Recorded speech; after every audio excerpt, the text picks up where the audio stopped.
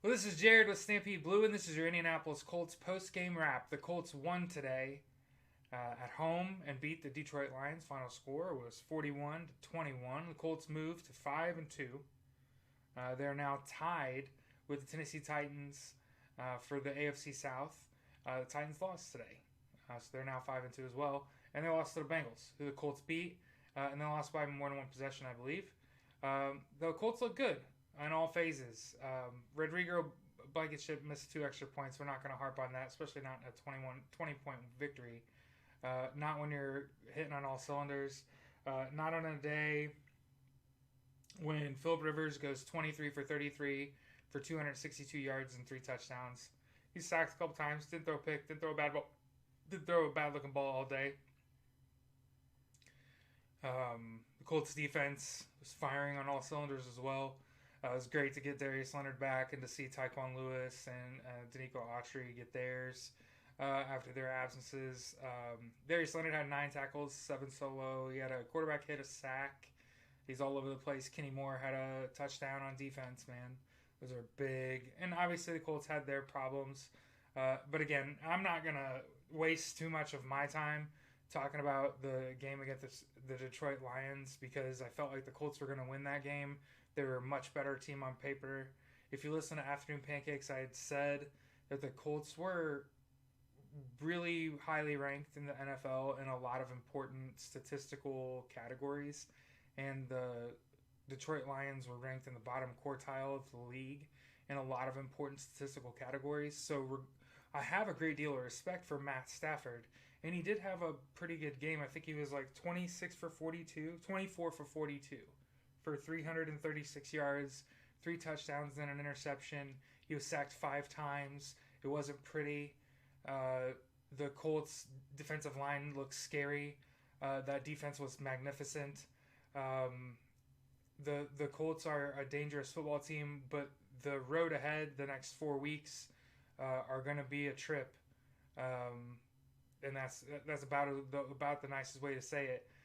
Really, like I said, not going to waste too much time gloating about this win. Congrats to the Colts. Went 1-0 this week. Are now 5-2, and look every bit the part of a strong playoff contending football team. But you've got the Ravens, the Titans twice, and the Packers in the next 4 weeks. It's just a murderer's row. And of course, I'd love to see the Colts come out of that 3-1, 4-0. But we all know that is just very unlikely to happen. But that said, the Colts are a very well coached football team. The Colts seemed to figure out themselves as the halves went on. Right, they started both halves kind of slow, but once they got rolling, they were just dominant.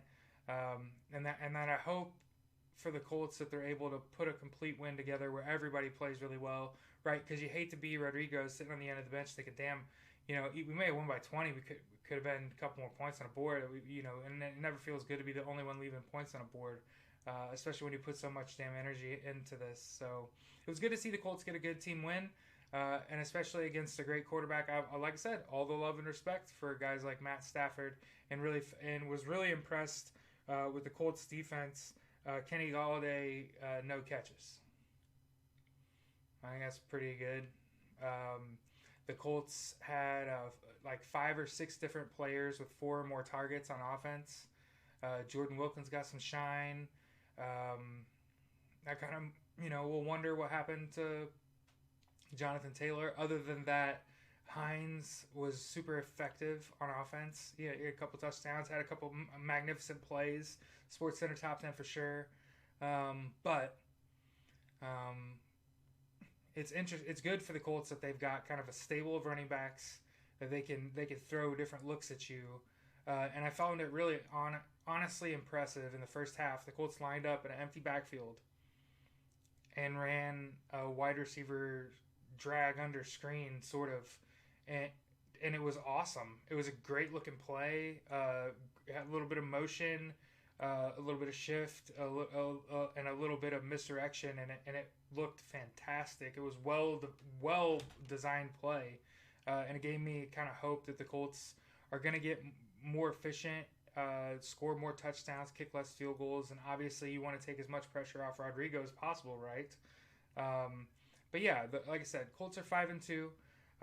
Next week Next week, the Colts get to host the Baltimore Ravens. And let me check real quick here. Let's see what's going on with the Ravens.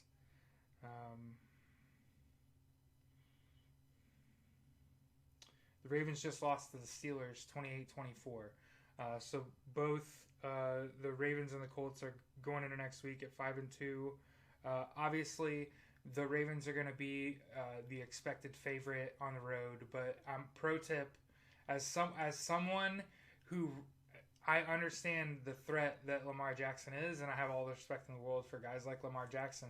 This Colts defense is ridiculous, and the Colts on offense are not bad. I'm telling you, wait till the data comes out, and you're gonna be like, you know what, Jared's not wrong. Philip Rivers has played very well the last 2 weeks, and 5-2 is a hell of a record. Could very well be 6-2 or 5-3, and you would take both like every year. Right? Because either way, it's double-digit wins and probably going to the playoffs. That's the way to look at it. So from my perspective, with the Colts 5-2 with the Ravens, next week is a win-win, right?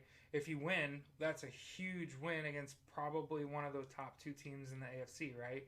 If you make it like a close game and you lose, it's not that bad. You're really competitive with like one of the top 2 teams in the league. You learn a lot. Maybe hopefully nobody gets injured. And then you hope to meet them in the playoffs and beat them with all the information that you get, right?